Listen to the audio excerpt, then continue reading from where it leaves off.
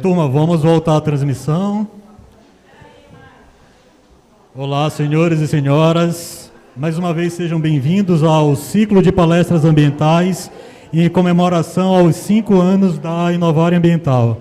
Agradeço aos co-organizadores do evento, o Conselho Regional de Biologia, a Solvia Ciências Ambiental, a Secretaria Municipal de Meio Ambiente de Belém e a Secretaria de Estado de Meio Ambiente e Sustentabilidade, SEMAS Pará. Mais uma vez, ressalto que este é um evento híbrido, estamos com um público presencial reduzido, todos vacinados, utilizando máscara e mantendo um distanciamento adequado, todas essas boas práticas em controle à pandemia da Covid-2019. De igual forma, estamos transmitindo o evento também pelo YouTube da Inovar Ambiental. Saudamos a todas as entidades da sociedade civil, entidades de classe, clientes, órgãos federais, governo do Estado do Pará, secretarias municipais de meio ambiente que se fazem presente fisicamente ou acompanham o evento pelo YouTube, bem como todos os colaboradores e prestadores de serviço da Inovar Ambiental. Este evento tem caráter 100% gratuito e será fornecido certificado aos participantes que comprovarem presença em mais de 75% das atividades. As pessoas presentes já assinaram a lista e as pessoas que estão acompanhando pelo YouTube farão o registro de sua frequência através de um QR Code que dará acesso a uma lista de presença virtual. Esse QR Code será colocado na tela durante a palestra. Pois bem, vamos para a nossa segunda palestra sobre o tema Gestão de Resíduos Sólidos e os contornos da legislação brasileira. Quem irá proferir a palestra será a mestre Letícia Teotônio. Ela é gerente de novos negócios da Solvi, graduada em História, Direito, Ciências Exatas e mestre em Ciências Ambientais. Então, eu passo a palavra para a Letícia e peço desde já que os colegas interajam pelo YouTube. Nós selecionaríamos, ao final, algumas perguntas da plateia presencial e virtual. Então, a professora Letícia está com a palavra. Boa tarde a todas e todos que estão aqui presentes e que também estão com a gente online. Acho que primeiro eu queria agradecer o convite do Mauro Renan, que é uma pessoa bastante querida no meio da gestão de resíduos sólidos, bastante conhecido, com excelentes referências de projeto e trabalho. Então, para a gente da Solvi estar aqui hoje também é uma honra. Agradeço também o convite que foi feito através do Mauro Renan para o nosso diretor regional, Reginaldo Bezerra, que estendeu o convite para que eu pudesse estar aqui hoje e veio presencialmente também participar do evento.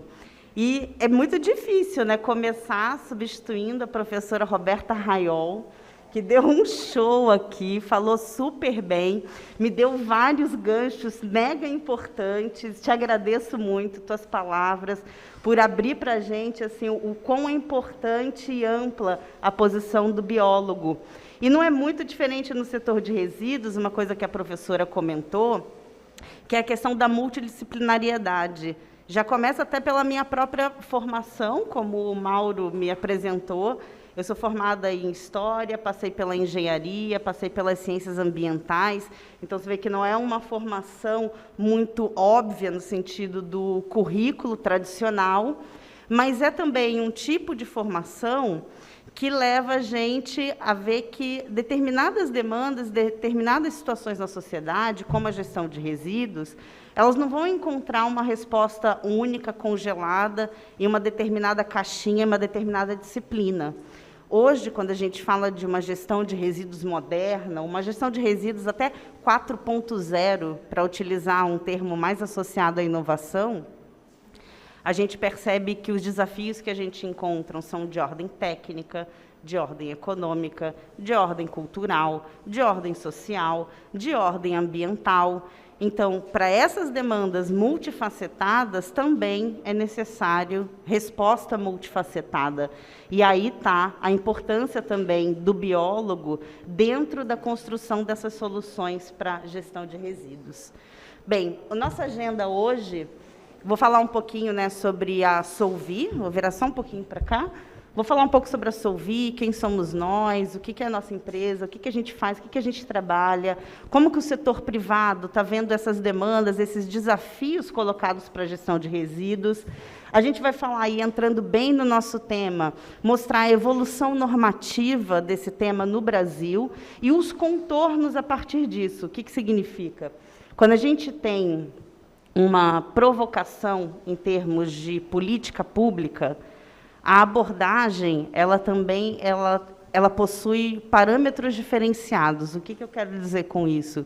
Que quando você forma uma lei, quando você faz uma determinada legislação, essa legislação ela não vai só assumir o desafio colocado na letra da lei, mas existirão outras externalidades que, para você fazer com que não seja uma lei morta, para que seja uma lei que pegue, uma lei que funcione, outros modelos, outros contornos precisarão ser observados. Então, aqui, hoje eu vou fazer um recorte passando pelo novo marco do saneamento, que é a lei atual, que está super em voga, em debate nesse momento no Brasil. A gente vai falar um pouco dos instrumentos de gestão que são necessários para que essas leis aconteçam, aí especificamente os instrumentos, né, os planos, tanto nacional, que é o Planários, os planos estaduais, os planos municipais, que é onde a coisa efetivamente vai acontecer, né, no município. E, por fim, a gente vai dar esse recorte do contorno, mostrando por onde passa um pouco a questão, o debate sobre regionalização e uma pincelada final sobre cobrança. Mas vai ser rápido, vamos ficar dentro dos 35 minutos. Falar um pouquinho da Solvi, existe uma sigla que ela está super também em voga, sendo muito falada, né, que é o ESG. O ESG é uma sigla que ela vem do meio corporativo, vem para fundamentar a sustentabilidade dentro da governança das empresas, e, no final, ela diz mais ou menos o seguinte: ninguém pode ser deixado para trás. Hoje, o desenvolvimento de uma atividade econômica, de uma atividade empresarial, ela precisa passar por critérios muito claros, tanto ambientais quanto sociais, para que a gente obtenha a licença social para operar. O que isso significa? Que, deslocado da realidade, os negócios, né, o capital hoje, ele não atende mais à demanda da sociedade. Então, a gente fala, né, que a Solvi é uma empresa que nasceu com o ESG, né, o ESG, no seu DNA, porque foi uma empresa formada para a prestação de serviços públicos, levando em conta o seu papel de atuação dentro da sociedade, e aí, através do nosso modelo de governança, do Instituto Solvi e outras pontes de diálogo, tudo isso baseado na prestação de serviço para a proteção da qualidade ambiental. Então, assim, um debate que é relativamente novo para algumas empresas de outros setores, talvez mineração, petroquímico e etc., nesse segmento, né, no segmento do saneamento, já é um pouco diferente. Já são conceitos que essas empresas elas já lidam há um pouco mais tempo. E, no caso da Solvi, ela tem 40 anos de existência no mercado brasileiro. Nós somos cerca de 23 empresas distribuídas, né, em 4 países. Nós temos atuação no Brasil e na América Latina, no Peru, na Bolívia e na Argentina. O nosso foco hoje é o tratamento e a disposição final dos resíduos, dentro de um conceito que a gente denomina de UVS, Unidade de Valorização Sustentável, ou seja, não basta só você atuar numa ponta, que é só a disposição final pura e simples, é necessária a inserção de tecnologias e de outros vieses de tratamento para que você obtenha o máximo de resultado com aquele material. É uma inversão da lógica, então, assim, não é o resíduo como atividade última, mas é o resíduo como uma atividade que vai gerar processos produtivos, outras atividades que buscam beneficiar esse resíduo e reinseri-lo na cadeia econômica na forma de subproduto. Nossa, parece até que eu decorei isso, né? Mas é mais ou menos isso. Falar um pouquinho assim, né? Muita diferença entre as empresas, esse setor guarda muitas diferenças. Até fazendo de novo uma comparação, quando você vê, por exemplo, o setor petroquímico, você vê uma certa homogeneidade entre as empresas. No setor de saneamento, elas são muito heterogêneas, então elas estão em estágio de amadurecimento muito diferente uma das outras. E a Solvi, ela é uma empresa já madura pelo próprio tempo, né, natural, da própria idade da empresa, mas por buscar esses desafios, melhorando e deixando mais complexa a nossa governança. E isso aparece através de certificados, isso aparece através dos fóruns que a gente participa. Não está aqui, mas, recentemente, existe um programa do Instituto Ethos com o governo federal, que é com a CGU, com a Controladoria Geral da União, que é o Proética. E o Proética, ela é uma busca, como se fosse uma certificação voluntária da empresa, ela procura a Controladoria Geral da União, para que a Controladoria ateste os procedimentos dessa empresa com relação à integridade. E, no final do ano, a gente recebeu a certificação de várias empresas do grupo, né? Como eu falei, é um grupo, são várias empresas diferentes, e algumas dessas empresas obtiveram essa certificação. E é muito diferente quando você faz uma coisa de uma maneira compulsória, quando você é obrigado a fazer, quando o teu investidor te obriga a fazer, e outro ambiente é quando você deixa explícito que isso é de uma maneira voluntária. Então, um pouco da empresa me orgulha muito, particularmente, fazer parte desse momento da empresa. Para terminar, um pouquinho da Solvi, cuidado do meio ambiente, ESG, proteção, 23 empresas, 4 países, nossa, que dinossauro, que coisa gigante, né? Um Monte Fuji. Não, tudo isso acontece com muito pé no chão, né? Com alicerce. Se você não tiver o alicerce, isso tudo é um grande greenwashing, né? Que acho que é um termo que aqui muita gente deve conhecer, é quando você faz muita propaganda em cima de alguma atitude ambiental, mas que, na verdade, é só propaganda, né? O conteúdo ele não existe. Então, para sustentar isso, essa ideia, esse conceito, esse crescimento, a gente tem um que a gente chama de modelo de empresariamento, e, nesse modelo, a gente tem 4 pontes específicas, e é um deles que eu comento, é o Programa de Integridade Sustentável, que vem ao encontro do que eu comentei, com o selo da CGU, que já é estimulado, então a gente já tem um código de conduta há bastante tempo, muito antes da lei anticorrupção, a empresa voluntariamente já fez isso. A gente tem um programa de criação de valor, que é estimulando os próprios funcionários a buscar a inovação, a superar suas metas individuais, alicerçando isso dentro de um programa de educação contínua, que é a academia. E eu acho que talvez o mais importante é o PPCS, que é o Programa de Parceria Cidadã com a Sociedade, que foi o que eu comentei da licença social. Não existe hoje nenhuma operação que seja desvinculada da comunidade onde ela está inserida. Então, cada comunidade apresenta uma demanda diferente. Fazer essa leitura, fazer esse diálogo é fundamental. Afinal, é muito difícil alguém querer uma unidade produtiva de resíduo como vizinho. Existe muito esse conflito. A gente vai falar mais tarde sobre licenciamento ambiental, mais específico. O desafio para licenciar uma unidade de tratamento, porque hoje são pouquíssimos os estados, né, que licenciam somente um aterro sanitário, é puro e simples. Você tem que ter uma recuperação energética, um tratamento dos efluentes, uma osmose reversa que seja, que é bastante interessante. Mas esse tempo de licenciamento de um empreendimento desse, no Brasil, chega a dar 10 anos de média. Então, você tem empreendimentos que estão sendo licenciados há 12, 13 anos. Então, assim, é bastante complexo, justamente por, muitas vezes, estarem completamente desvinculados daquela comunidade. Não é que você vai fazer o seu empreendimento e você vai dar alguma coisa. A gente não está falando de escambo, de troca. A gente está falando de uma conexão muito mais profunda, de fazer sentido aquilo estar ali e as pessoas entenderem a importância daquele empreendimento. Aí, agora, entrando um pouco, bem no tema da nossa palestra, a gente vai falar um pouco sobre essa evolução normativa. Eu fiz um recorte aqui, porque é bastante coisa. Até recentemente, a gente teve assim, avanços normativos com relação à logística reversa, à questão de tributação relacionada à economia circular. E como eu estou fazendo um recorte sobre resíduo sólido urbano, que é o resíduo público, né, o gerado na nossa casa, no nosso domicílio, que é de competência do poder público municipal buscar a solução, então, eu dei uma agrupada nessa legislação.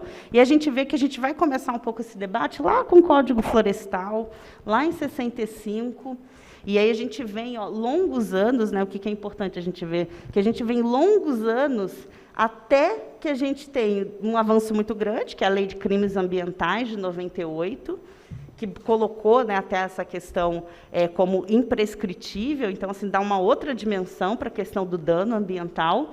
Mas, sobretudo, em 2007, quando você vai ter a primeira lei do saneamento, a 11445, então o pessoal fala assim, nossa, o novo marco do saneamento, o novo, né, que veio agora em 2020. Nossa, porque agora tem que ter regionalização, que agora tem que ter plano. Não, gente, não é agora não, tá? É desde 2007, só para deixar um pouco claro. O que mudou? Por que, então, em 2007 já tinha e está todo mundo nessa euforia agora? Os mecanismos. A forma para você poder fazer isso, a regulamentação de como se faz isso.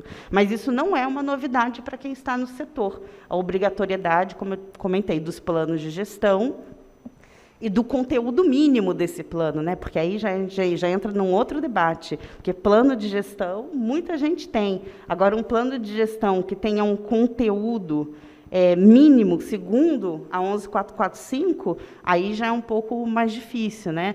Eu já vi, no interior de Pernambuco, um plano municipal com um capítulo de resíduos portuários. Então, assim, para a gente ver como que, às vezes, o copia e cola vai sem qualquer critério, né? E aí a gente tem, em 2007, essa lei, e chega em 2010 a grande revolução, porque entra a Política Nacional de Resíduos Sólidos. E a Política Nacional de Resíduos Sólidos ela é bastante interessante, porque também, muitas vezes, a gente fala assim, no debate geral sobre resíduos, tecnologia, não, poxa, não dá para trazer nada de fora, tem que criar uma solução aqui, tem que fazer aqui, não, o que se faz lá fora não se aplica aqui. A nossa própria legislação, ela é baseada totalmente, assim, eu não vou falar copiada, mas assim, inspiradíssima, melhor dizendo, na legislação alemã de resíduos e na legislação da Comunidade Europeia. Né? Então, assim, quando a gente fala um pouco, o que funciona lá não se aplica aqui, é quando você literalmente pega uma coisa aqui e joga aqui, e não faz uma questão de adaptação, nem da tecnologia e nem da gestão. Então, a própria lei, o nosso próprio instrumento, já quebra esse tipo de argumento, né? Uma vez que ele é fruto dessa multidisciplinariedade, desse debate que se coloca em termos de política pública no mundo inteiro.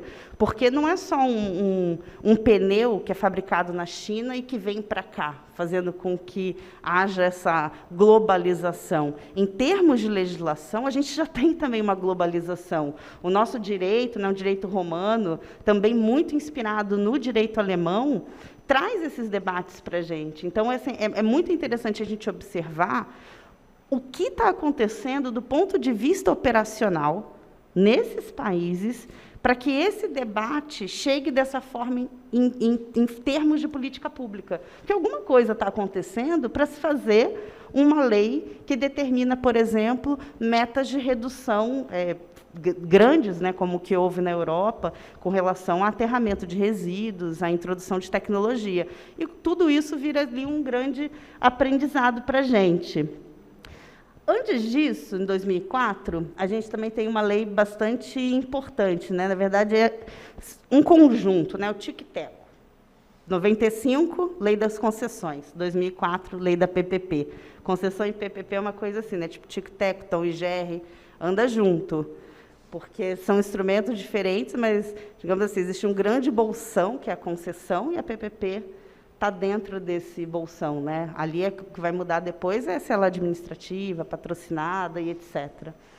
Mas por que isso é importante estar aqui linkado à questão de resíduos? Porque quando a gente chega em 2010 e há uma hierarquia de resíduo, onde você tem que privilegiar o tratamento antes da disposição final, o que isso significa? Significa que você vai ter que inserir tecnologia. E não tem jeito isso. Você não vai sair de um estado de lixão e ir para um estado de tratamento sem passar por nada no meio desse caminho. Está aí, por exemplo, a importância do aterro sanitário, nesse caminho todo de construção de uma gestão sustentável de resíduos. Mas aí, quando a gente chega, né, e tem esse desafio colocado pela PNRS em 2010, muitas vezes a forma de você obter esse investimento é através do privado. Mas como é que o privado vai fazer isso? Se a nossa lei de licitações, né, antiga 8666, que vai ser substituída agora, né, acho que é a 14133, se eu não me engano, como que vai fazer isso? Precisa organizar, precisa dar segurança jurídica, precisa criar uma forma. Então, vem a concessão, que dialoga com o setor de saneamento, vem a PPP, e, em 2015, vem a PMI, que é a forma de você tirar um pouco essa obrigatoriedade, ou, digamos assim, a separação imposta pela 866, de quem projeta não pode participar da licitação. E, no caso de gestão de resíduos, geralmente quem projeta, e projeta bem, são os operadores.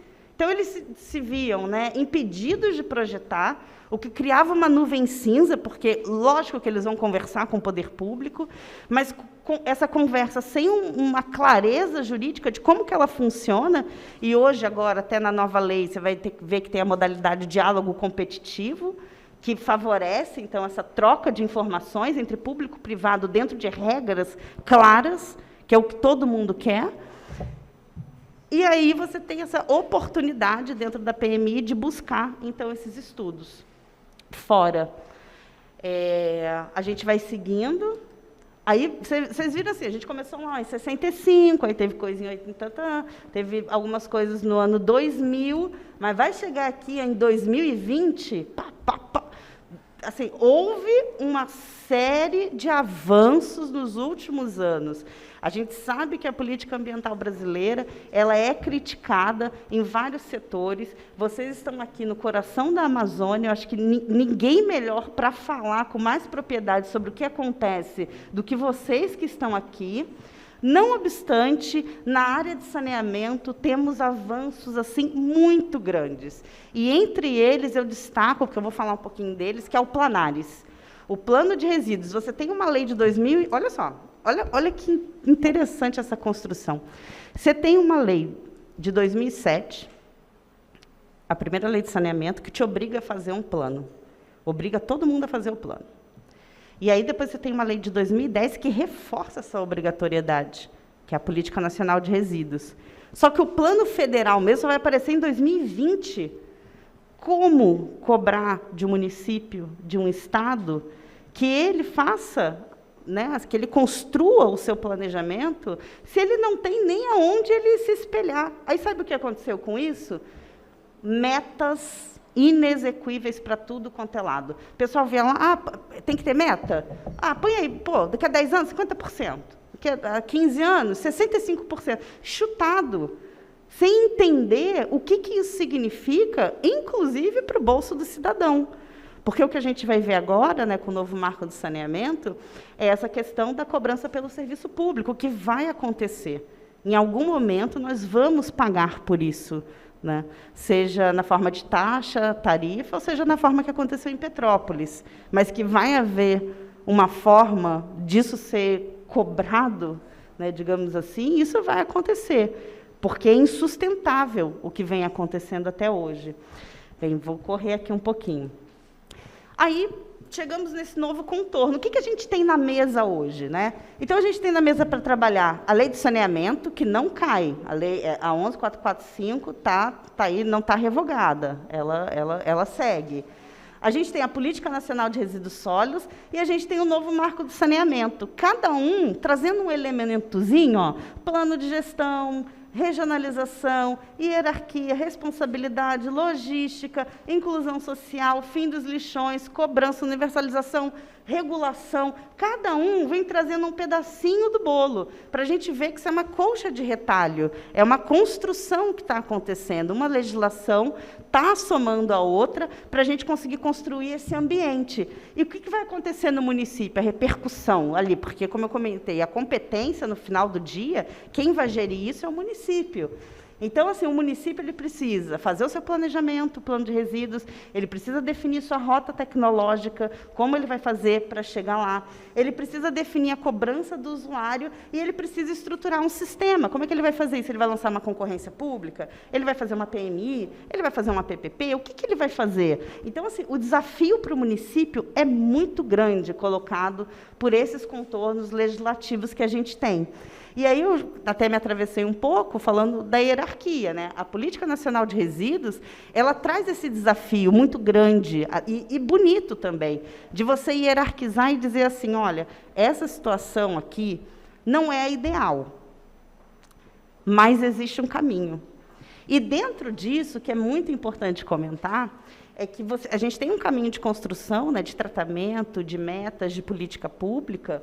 Só que, assim, não existe a eliminação da figura do aterro. Isso é um absurdo. Hoje, na Alemanha, você estabiliza a massa, mas você aterra cerca de 50% da massa. Ele é fundamental no sistema de gestão, tanto que ele não desaparece ali.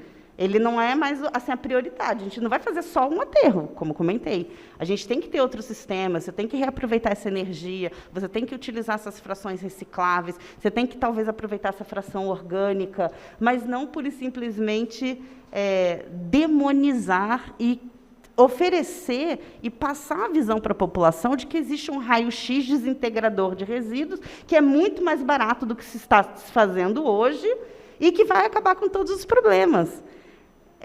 Assim, é um pouco até infantil e inocente acreditar em algo assim, mas se opera em cima da inocência, se opera em cima do sonho, se opera em cima da vontade genuína de dar uma solução. E aí, às vezes, muitas vezes, uma solução se torna um grande problema, porque ela não vai sair do papel, porque ela simplesmente não existe. Falar rapidamente, né, o Planares aqui, ele coloca para a gente assim, esse desafio, né, você vê que tem metas grandes até 2040, colocado pelo plano. O plano entrou em consulta pública, espera-se, né, que ele vire aí logo um marco também, mas a gente já utiliza ele como referência, e o que ele faz é estimular. O Planares ele é bastante pé no chão com relação a essas metas, então é muito importante que a gente entre num processo geral de revisão de planos e instrumentos públicos de trabalho, levando em consideração essas vocações. Por quê? Só comentando de rota tecnológica, vou dar um exemplo. Poxa, vamos fazer uma triagem de resíduos. Triagem, em termos de engenharia, é uma coisa que tem muita demanda, e vai ter cada vez mais demanda para triagem de resíduos, para coleta seletiva. Isso vai acontecer, está acontecendo.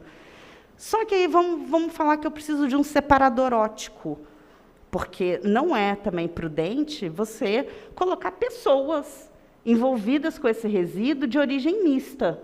É diferente quando você tem uma origem reciclável, mas origem mista, se abrir saco com PET e fralda, isso é um conceito muito interessante, que é a reciclagem da fome, né? É você estimular uma condição, você fala, não, eu estou protegendo ele. Eu não entendo bem que isso seja uma proteção nesse sentido. Você está matando a fome dele, a fome é importante matar, porque ninguém vai trabalhar, viver com fome.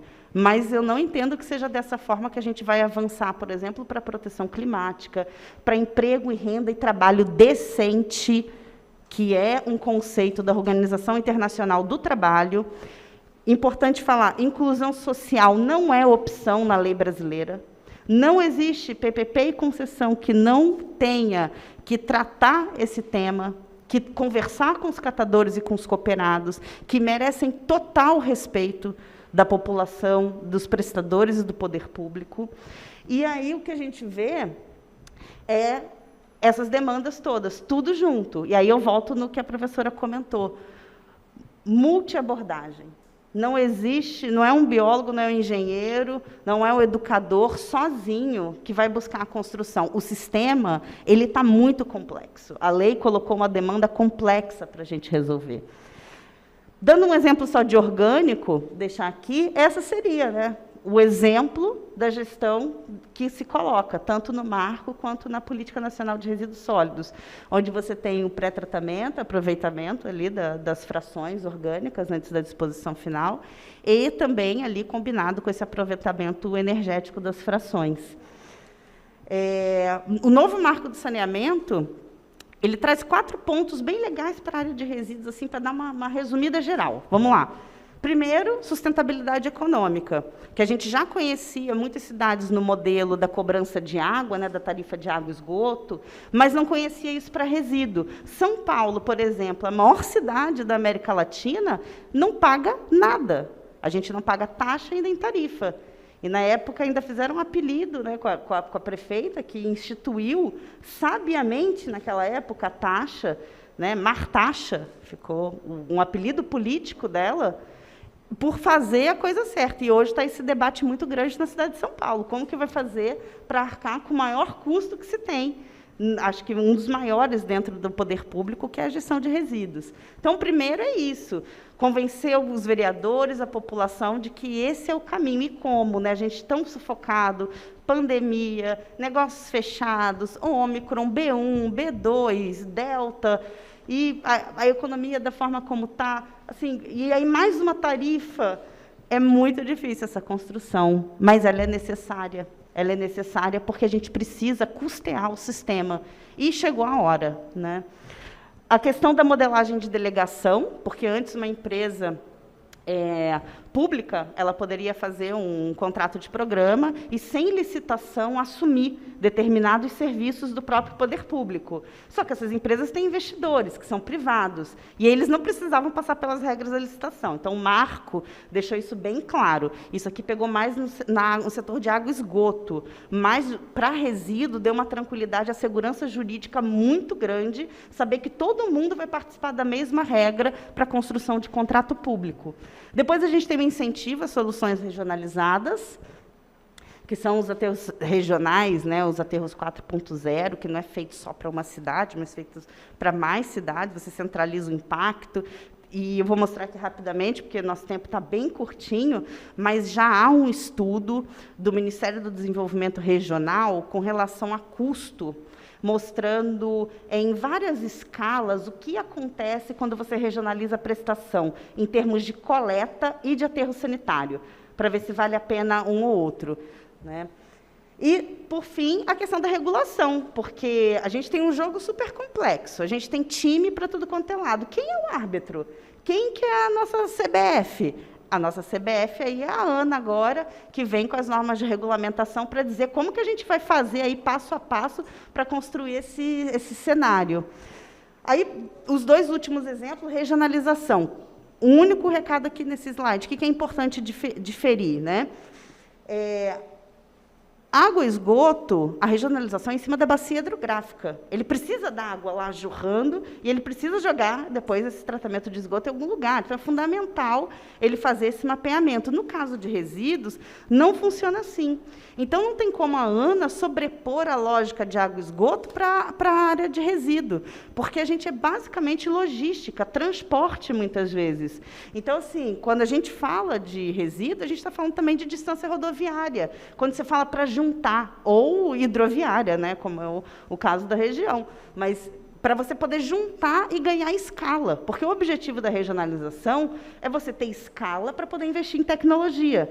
Então, a tecnologia que para 500 toneladas sairia 2x, se você juntar 1.000 toneladas, sai x. Então, é o princípio da economicidade, é um princípio, na verdade, constitucional sendo aplicado. Aqui, mais ou menos, falando um pouco desse transbordo, né, desse desafio logístico, dessa malha de recepção. E, por fim, esse slide da regionalização que eu comentei, 68% dos municípios brasileiros têm menos de 20 mil habitantes. Como regionalizar? E aí, esse estudo, né, com esse gráfico, que não ficou muito legal, mas eu vou passar depois para o Mauro, para quem quiser conhecer esse estudo, é muito interessante porque faz essa abordagem de custo. Por fim, a sustentabilidade econômica, uma obrigação, uma dificuldade política muito grande, até mesmo para mensurar esse proxy, né? Como que vai ser a conta, a equação para determinar quanto no final do dia você vai ter que pagar, a questão da tarifa social, porque não se pode pagar todo mundo igual, há que se resguardar e proteger essas diferenças. Então, como que a gente vai tratar isso, como vai fazer, é um desafio muito grande que se dá dentro desse tema.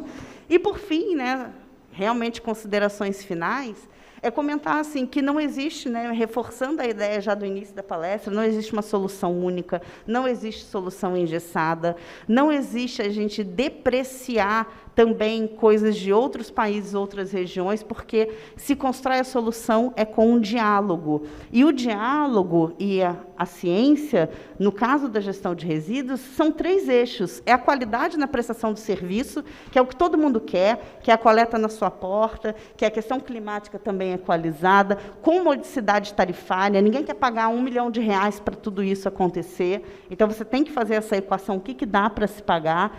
É a questão da economia circular, com ganho de escala, com a disposição final ambientalmente adequada nos aterros sanitários licenciados, e essas externalidades que são fundamentais, que é o compromisso com a geração de emprego e renda, educação ambiental e inclusão social. E aí eu termino dando meus parabéns de novo para a Inovare, agradecendo a vocês aí a paciência, falei um pouco corrido, espero que tenha algumas perguntas para a gente poder debater. Agradeço de novo o convite, Mauro. Aqui é uma plateia muito bacana, todo mundo aqui prestando super atenção. Obrigada, espero que vocês em casa também tenham gostado. Vamos para as perguntas.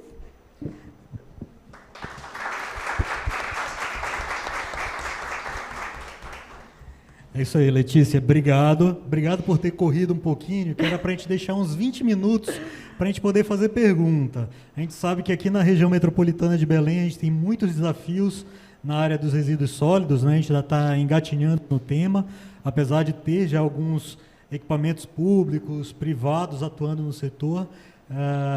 Queria também agradecer, né, o Reginaldo Bezerra, eu vejo ali na plateia, foi a pessoa que me deu o primeiro emprego, né? Então eu sou ex-funcionário da Solvir, né? Para mim também. Olha só, para ti também, né? Para mim também. Então eu estava saindo do mestrado lá em sustentabilidade, o Reginaldo me contratou, me deu de presente trabalhar numa mineração do sul do estado. Então eu sou pioneiro do cobre, trabalhei lá na Solvir, na implantação da parte de resíduos sólidos, a parte de tratamento de água, esgoto, também controle de pragas e vetores. Então foi uma escola para mim. Então hoje a Inovare completa 5 anos de aniversário e eu completo 20 anos de carreira, dos quais 13 anos foi dentro da Solvir. Então eu saí da Solvir para voltar para minha terra. Parabéns. Então eu saí da Solvir para voltar para minha terra. Não vou chorar, estou me concentrando aqui. Para voltar para minha terra, e o meu empreendimento foi a Inovare, né? Então 5 anos de Inovare, são os 5 anos que eu saí da Solvir com o sonho de voltar para minha terra, de deixar minha contribuição. Então eu agradeço ao Reginaldo, a toda a diretoria da Solvir, seus acionistas, meus colegas, né? A Letícia faz uns 5 anos que a gente não se vê. Exato. Então, grata satisfação te ver. Já aviso a plateia que está acompanhando pelo YouTube que já tem um QR Code aí na tela. Esse QR Code dá acesso à segunda lista de presença, tá? Quem não conseguir acessar pelo QR Code, né, aponta o QR Code, ele vai abrir um formulário no Google, e aí você preenche o formulário e a sua segunda presença. A gente vai colocar mais tarde, também aqui no comentário do YouTube, o link dessa lista de presença. Então, quem não conseguir pelo QR Code, consegue acessar via link. Teu fã-clube aqui também, Letícia, está super ativo aqui, ó. A Jane mandou aqui vários corações, a Jane Moreira. Cadê? A Elivene Oliveira também, um monte de coração, a Letícia a família, incrível, né? A tia querida, tema super necessário. Então a gente está acompanhando aqui. Quem quiser fazer perguntas na plateia presencial, a gente tem um microfone à disposição, é só vir aqui com a Maísa, já tem um inscrito, Então vamos começar pela plateia física. Quem estiver no YouTube pode fazer as perguntas que a gente seleciona aqui e faz também. Tem 2 perguntas na plateia já, é o Márcio Amorim e depois é o colega ali. Bom, boa tarde mais uma vez. Letícia, parabéns. A apresentação foi brilhante. A Solvi, para quem não sabe, está na vanguarda mesmo. Acho que quem se interessa por esse tema acaba encontrando enfim, nos sites das empresas muita informação, tem muito conteúdo. Eu tive a oportunidade de ser prestador de serviço de algumas empresas do grupo. Trabalhei também, enfim, em parceria com outras empresas. Mas, bora falar um pouquinho da nossa região, né?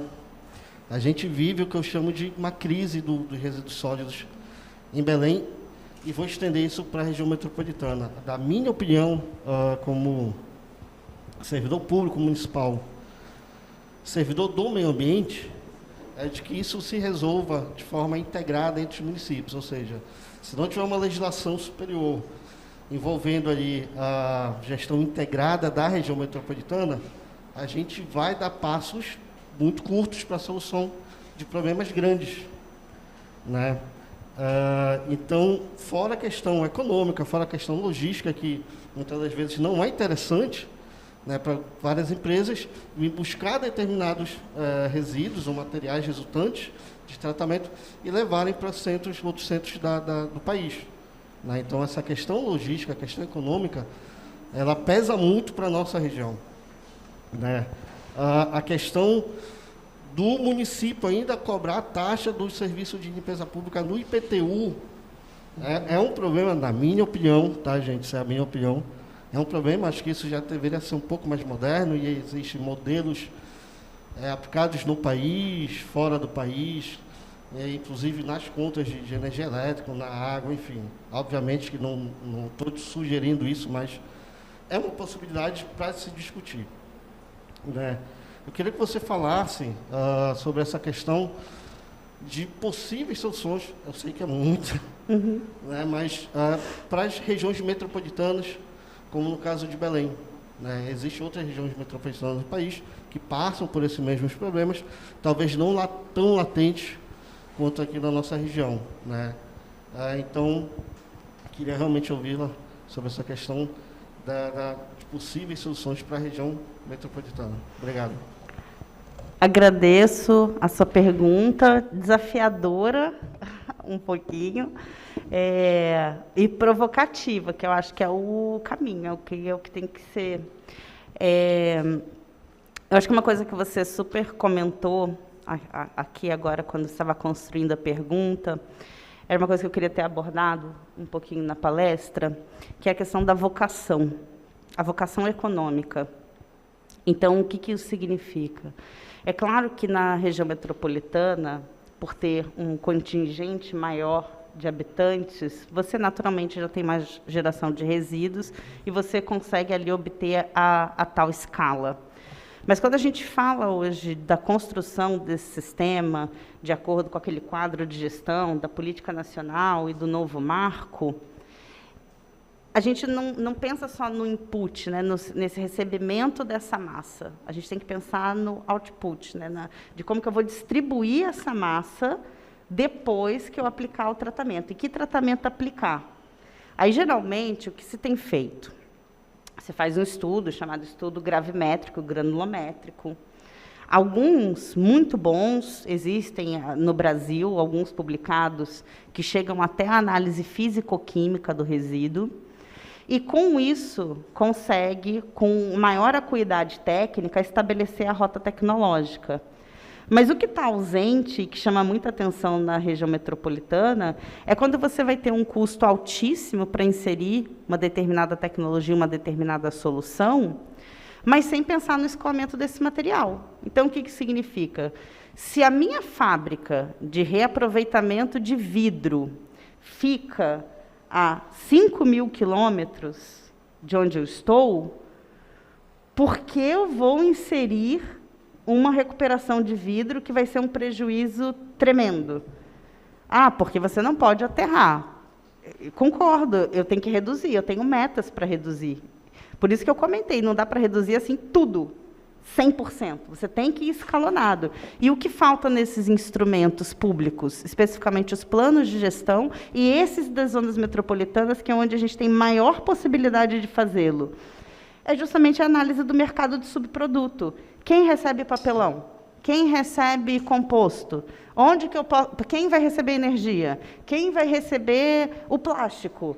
E o plástico PET? E o plástico e o PAD? Quem que vai receber? Então, você tem que mapear, porque não basta só você falar assim, aqui tem aterro e aqui tem lixão. Tá, isso eu sei no estado, aqui tem aterro, aqui tem lixão, aqui tem aterro, aqui tem lixão. Mas onde que estão as vocações socioeconômicas? Ou se elas não estão presentes, aí vem o debate, que é a força, que eu acredito que aí as regiões metropolitanas possam superar, porque tudo esbarra também numa questão de investimento, que é buscar fomentar isso nessas regiões e, quiçá, elas servirem até mesmo para atrair resíduos de lugares mais distantes ainda do Estado. Não sei, acho que é mais ou menos isso. Letícia, a gente tem algumas perguntas, a gente tem o colega inscrito, tem o William. Antes, enquanto vocês se organizam aí para fazer as perguntas, deixa eu só colocar, tem um dado interessante que a gente enxerga que cada habitante gera por dia 1 quilo de resíduo sólido em média. É um número mágico que a gente tem na cabeça. E que 50% desse resíduo é de origem orgânica. Então, eu brinco muito com a galera nas palestras que a gente precisa sair do textão e ir para a ação. Então, durante a pandemia, fazendo a minha terapia ocupacional, não sei se os colegas conseguem dar foco aqui embaixo, olha, eu comecei a fazer compostagem na varanda do meu apartamento. E todo o resíduo orgânico gerado na minha casa virou aqui, ó, fertilizante sólido e fertilizante líquido. Então, 50% do lixo da minha casa não vai para o aterro sanitário. Então, acredito que a gente tem que estimular esse tipo de atitude individual do cidadão, porque muito mais do que ficar fazendo textão na internet, né, em prol da defesa da Amazônia, em defesa do planeta, do clima, que são causas muito importantes, mas muito distantes e às vezes intangíveis, a gente precisa estimular no cidadão algumas atividades práticas, como essa. A questão da coleta seletiva, são ações que a gente pode fazer para incluir, para a gente fazer alguma coisa além de falar. Então, passo a palavra para o colega, eu peço que se apresente, faça a sua pergunta. E, Letícia, a gente tem 10 minutinhos, então vamos ser rápido para a gente responder o máximo possível de colegas e, no final, a gente deixa aí a rede social para quem quiser continuar interagindo. Maravilha. Boa tarde, eu me chamo Zaid Benjó, eu sou Vladimir, nós somos do coletivo evangélico pelo direito, e também a gente tem um programa na Rádio Amazônia Viva e a gente vai replicar esse evento aqui. Eu te pergunto uma coisa, como é esse acesso ao poder público? Porque um prefeito começa, o outro não tem nem o trabalho de continuar, destrói mesmo. Como é esse acesso para você que é poder, você que é iniciativa privada, você que trabalha com... Como você vê essa conversa com o poder público, que no outro mês, aquela pessoa que você conversa, no outro mês já não está mais lá? Essa é a minha questão e essa é a minha dúvida, como é que vocês conseguem? Porque tu faz esse trabalho para a iniciativa privada, que é uma coisa, e para o poder público, que é outra coisa. Obrigado. Poxa, agradeço muito a sua pergunta. Tentar ser bem rapidinho, assim, do que... Vou te trazer um pouco da minha experiência, trabalhando com relação governamental. Eu sou da área de resíduos públicos, então eu não trabalho com os resíduos privados, por exemplo. Eu não trabalho com uma indústria. Existe outra equipe que faz esse papel. Então, a minha relação mesmo é com os prefeitos, com os vereadores, mas no município. Não tenho tanto uma atuação federal, por exemplo. Existem governos de ruptura, claramente, e governos de continuidade, claramente. São duas situações que a gente analisa de uma forma diferente. O governo de ruptura, muitas vezes, é uma ruptura total. Então, ele, por exemplo, você fez um contrato de longo prazo, uma concessão, e ele simplesmente quer encerrar aquele contrato, porque ele não vê que aquilo tenha uma relação com o que ele pretende na gestão dele.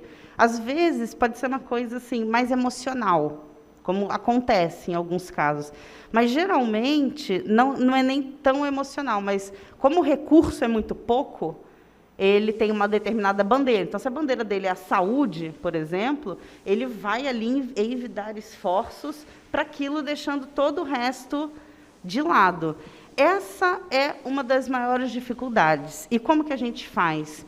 Vínculo com a sociedade, eu acho que é a principal saída. Uma das questões, por exemplo, da cobrança, quando você tem essa relação direta com o usuário, com o prestador de serviço, é você talvez eliminar um pouco dessas até interferências políticas e dar mais estabilidade ao sistema. Por isso que a cobrança ela é tão importante. Ela é importante do ponto de vista econômico? É, mas ela também é importante do ponto de vista da estabilidade política também de um contrato.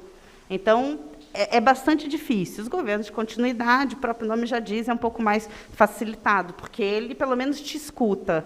O restante, quando ele não vê valor e você não consegue provar para ele, porque eles dão essa oportunidade, né? A gente tenta provar que existe um valor maior naquela prestação de serviço. Quando ele não enxerga isso, a única coisa que mantém e dá alguma segurança é esse vínculo com a sociedade. É o seu trabalho, por exemplo, como comunicador, é abrir, é democratizando o acesso, é tratar os assuntos de portas abertas e ser o máximo transparente possível. Acho que é por aí. Ok, Letícia, muito obrigado. Eu vou passar a palavra agora para o colega William Ricardo, do ICMBio. Ele tem uma pergunta a fazer. Eu queria fazer um gancho, né, entre as duas palestras, até da fala do Mauro, que ganhou oportunidade. Né? Queria muito tratar, como é um assunto complexo, né? Queria tratar da parte do profissional e também das tecnologias. Como é que você vê hoje a questão do profissional para trabalhar nesse meio, esse entendimento multidisciplinar, se as multiprofissões se veem nesse meio, e como é que está a geração de tecnologia para tentar buscar soluções para esse meio, a questão da inovação também. Poxa, muito legal a pergunta. Esse é um dos gargalos do setor, qualificação.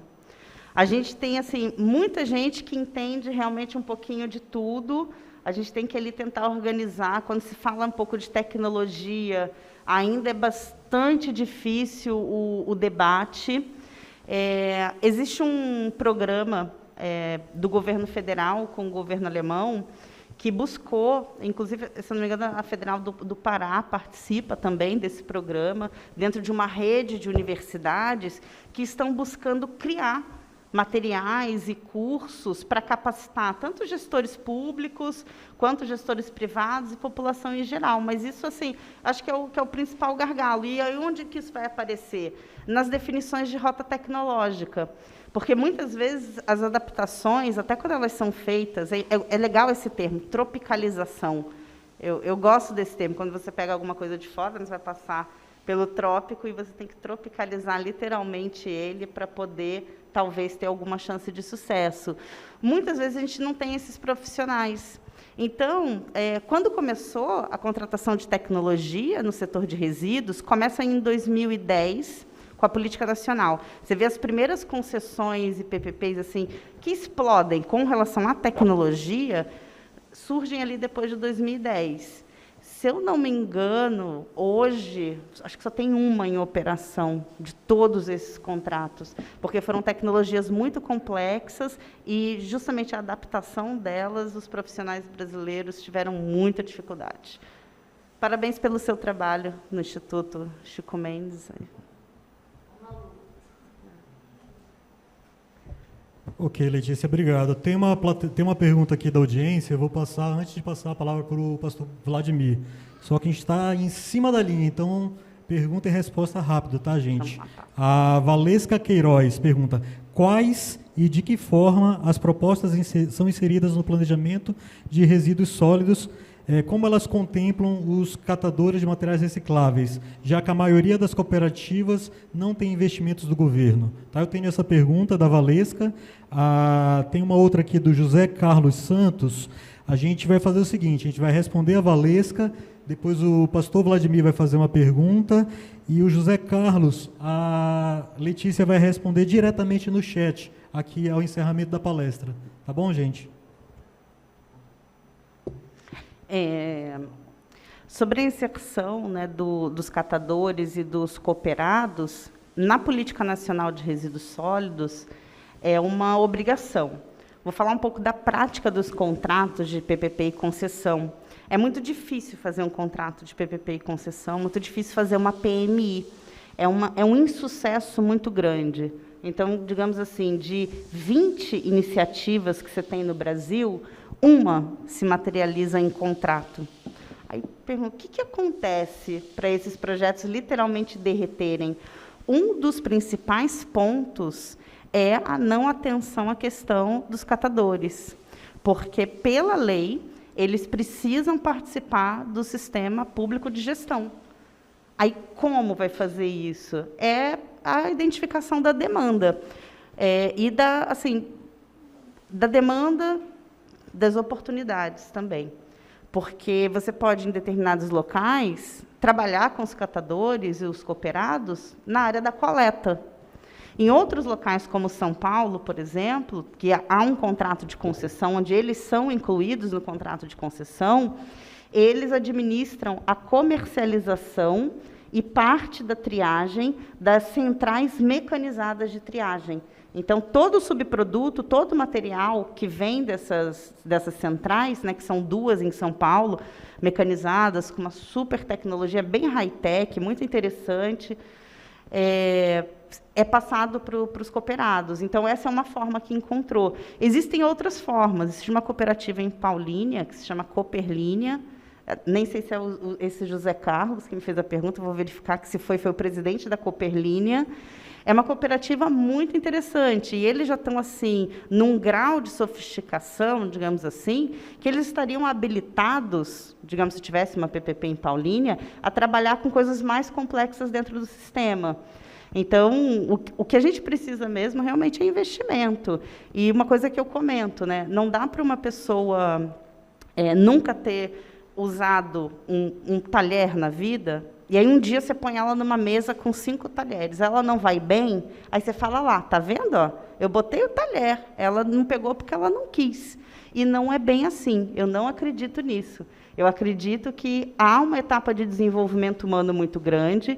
A gente, através da parceria cidadã, por exemplo, na Solvi, a gente trabalha com esse tema lateralmente através do Instituto, mas é necessário que tanto o poder público quanto empresas, quando modelem os seus projetos, que busquem. Tem que fazer uma pesquisa de opinião, tem que saber quem é alfabetizado, quem não é, tem que saber quantas mulheres e homens têm, quanto outros gêneros têm, tem que saber quem está passando fome, quem não está. Pesquisa qualitativa mesmo. E aí, sim, construir uma solução. E não trazer uma coisa enlatada, vou te dar uma alfabetização, vou te dar uma marmita e acabou. Isso é reciclagem da fome.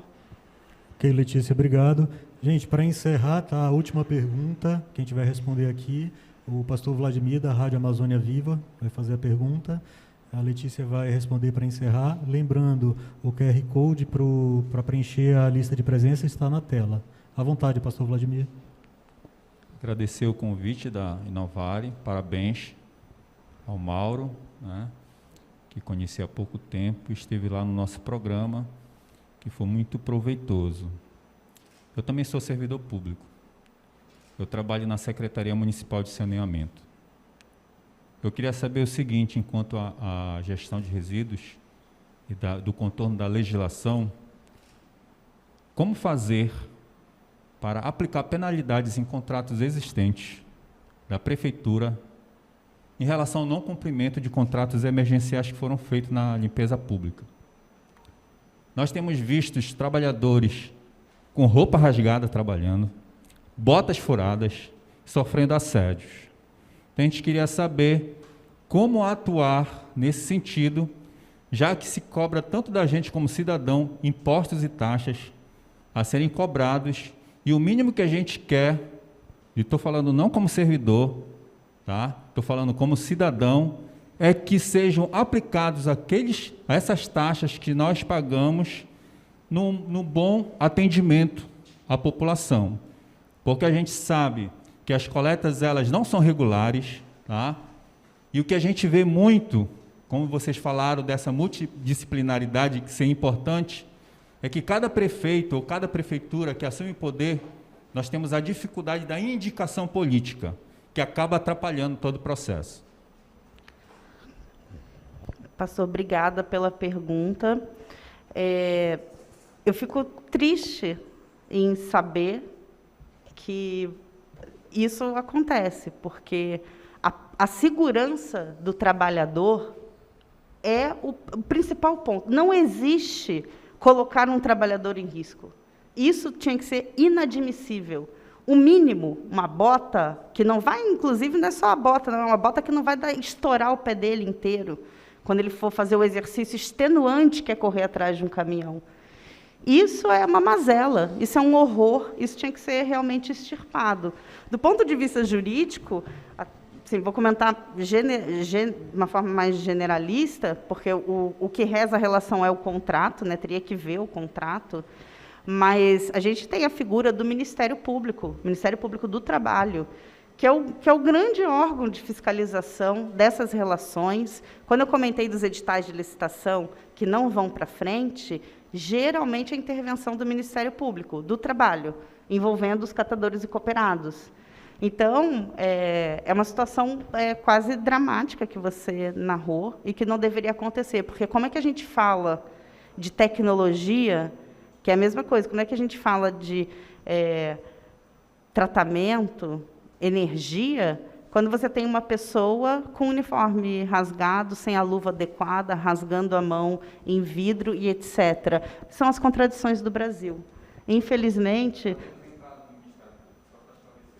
que é o caminho, eu acredito que seja o caminho, mas são as contradições, né, brasileiras. E eu acho que é o que a gente vive, estágios muito diferentes, né, debates muito diferentes, e que precisam ter abordagens muito diferentes uma da outra também. Letícia, muito obrigado. O tema é realmente muito rico, né, muito polêmico. A gente sabe que tem bastante a avançar. E já deixo todo mundo de QAP ligado, né? Fiquem atentos nas redes sociais da Inovare, que a gente está planejando para o mês de abril ou maio um evento só sobre resíduos sólidos. Então a gente vai falar sobre tecnologia, vamos trazer empresa de fora, fazer visita técnica, instalações. Então fiquem de olho que já está saindo. Então gostaria de agradecer a Letícia, agradecer a plateia que está presencialmente aqui. Eu estou vendo que muita gente quer fazer pergunta. A plateia também no YouTube está fazendo pergunta. A Letícia vai responder agora. E a gente vai fazer um break rapidinho só para trocar a nossa palestrante. E a gente volta já já.